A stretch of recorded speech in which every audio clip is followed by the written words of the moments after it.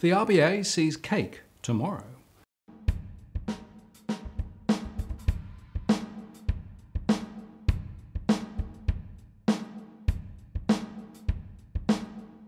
Hello again, I'm Martin North from Digital Finance Analytics. The latest RBA statement on monetary policy, out today, moves the dial only a little in terms of expectations, but also it is still predicting a better economic outlook down the track, if a little further away than originally expected again. And by 2020, GDP could be somewhere between 1% and 5.5%. Well, that should just about cover it. They called out risks relating to the amount of debt in the household sector and the prospect of higher funding costs and lower consumption should home prices fall. So there were a number of important items in the economic crosscurrents, and I'm going to focus there today. First, they highlighted that US funding costs are on the rise as US dollar money markets have increased. They highlighted that these developments have had a notable knock-on effect on Australian money markets. They said, in part, this is because Australian banks raise a proportion of their funding in US markets to finance their domestic assets. And so they have responded to higher US rates by seeking to borrow more in domestic markets, which has placed upward pressure on rates in Australia. Similar effects, although less pronounced, can be seen on rates in the United Kingdom and New Zealand. And by contrast, banks in the Euro area and Japan tend to raise funds in the US dollar markets in order to fund US dollar assets, and so have less scope to substitute into domestic funding sources. Higher bank bill swap BBSW rates affect bank funding costs in a number of ways. First, BBSW rates flow through to the rates banks pay on their short and long-term wholesale debt. In addition to this effect, bank bond yields have increased by around 20 basis points since the start of the year. Second, the higher BBSW rates increase some of the costs associated with hedging the risks on banks' debt. Banks tend to issue fixed-rate bonds and then swap a sizable share of these fixed interest rate exposures into floating rate exposures. This better aligns with the interest rate exposure from their funding with their assets, which consist largely of variable interest rate loans. In doing this, the banks typically end up paying BBSW rates on their hedged liabilities, which flow through to the cost of funding. And thirdly, rates on wholesale deposits tend to be closely linked to BBSW rates, so the cost of these deposits is rising. Wholesale deposits include deposits from large corporations, pension funds, and the government, and account for around 30% of banks' debt funding. Over the year to date, retail deposit rates have decreased slightly, mostly reflecting declines in the rates on online savings accounts. Most, but not all of these decreases occurred before the recent increases in the BBSW. Next, they suggest that revisions to the household consumption series show a higher level of spend than was previously thought to be the case. Household consumption grew strongly in the December quarter, they said, and revisions to previous data shows that consumption growth held up better than previously thought in the second half of 2017. Over the year, consumption grew by almost 3%. Upward revisions to household consumption were particularly large for discretionary categories of expenditure, which tend to be the more sensitive to household finances. Spending on overseas travel by Australian residents, which is classified as imports, was a major source of these revisions, while upward revisions to food and health expenditure also lifted essential expenditure.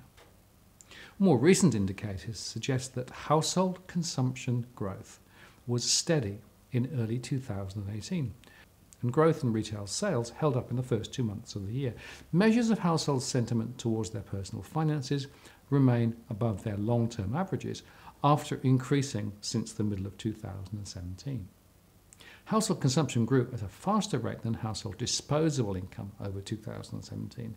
The housing savings ratio is reported to have declined, although they said it stabilised toward the end of the year as income growth picked up. Growth in real household disposable income was below average over 2017 at 1.7%, largely because of low wages growth. The prospect of continued growth in household income remains a key risk to the outlook for household consumption, especially given high levels of household debt. Slower growth in household net wealth, particularly in an environment of below average income growth, adds to the uncertainty about the outlook for consumption. New dwelling construction declined by 5% over 2017, and this follows a few years in which new dwelling construction increased to high levels, supported by low interest rates, strong population growth, and higher housing prices in the eastern states. The recent decline in residential construction activity has been concentrated in detached housing, while higher density construction activity has remained at high levels. Alterations and additions appear to have been less responsive to the cycle in new dwelling construction than in previous episodes. Turning to mortgage rates, they confirm that new loans tend to be at lower variable rates than the average for outstanding loans. Moreover, new interest-only borrowers continue to pay a premium above the interest rate on new principal and interest home loans. The value of housing loan approvals, excluding refinancing, has continued to decline over recent months to be 8% below the recent peak in August 2017. And this has been driven by investors, with owner-occupied approvals remaining relatively stable since mid-2017. The decline in investor approvals has been primarily concentrated in New South Wales. They reviewed interest-only loans again and concluded that currently it appears that the share of borrowers who will not be able to afford higher principal interest repayments and are not eligible to alleviate the situation by refinancing is small. Liaison with the bank suggests that there will be a few borrowers needing assistance to manage this transition. And over the past year, some banks have reported in liaison that there has been a small deterioration in asset quality. For some borrowers, this has tended to be only temporary, as they take time to adjust their financial affairs to cope with the rise in scheduled payments. For a small share of borrowers, though, it reflects difficulty making these higher repayments. That share could increase, they say, in the event that an adverse shock led to a deterioration in overall economic conditions. The forecasts for domestic output growth are broadly similar to those presented in the February statement. GDP growth is expected to strengthen a little over the next year or so as the drag from mining investment comes to an end and accommodative monetary policy provides ongoing support for sustained growth in household income and consumption and non-mining business investment. However, the economy is not expected to encounter broad-based capacity constraints for some time. They say there is also uncertainty about how much any decline in spare capacity will build into wage pressure and inflation. Wages and employment growth are key components of household income growth, and uncertainty about the outlook for household income growth translates into uncertainty about household consumption and so GDP.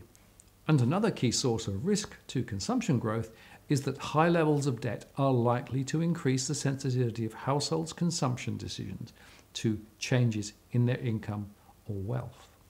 Household indebtedness is high, and debt levels relative to income have edged higher because household credit growth has outpaced weak income growth over recent years. Steps taken, they say, by the regulators to strengthen household balance sheets have led to a moderation in the growth in riskier types of lending to households, but risks remain. Even if overall household indebtedness currently appears sustainable, a highly indebted household sector is likely to be more sensitive to changes in income, wealth, or interest rates. For example, a highly indebted household facing weaker than expected growth in disposable income or wealth is more likely to respond by reducing consumption.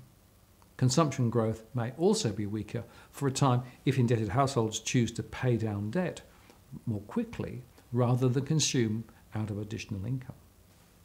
And housing assets account for around 55% of total household assets, so weaker housing prices could be a factor that leads to weaker consumption growth than is currently forecast. National housing prices have eased following several years of strong price growth. To date, the cooling of conditions in the established housing market does not appear to have dampened consumption growth, they say, although the earlier gains in national housing wealth may not have encouraged much additional consumption. It is possible households' consumption and savings decisions could be more sensitive to an easing in housing price growth. And tighter lending standards could also affect the outlook for domestic growth. While APRA recently announced plans to remove the investor loan benchmark, the change in dynamics in the housing market and the high level of public scrutiny of lending decisions could see some tightening in the supply of credit, they said. This could affect the outlook for consumption and dwelling investment. So in summary, they're still talking up the economy despite the pressure on the household sector and without a clear view as to what may help to relieve the debt burden.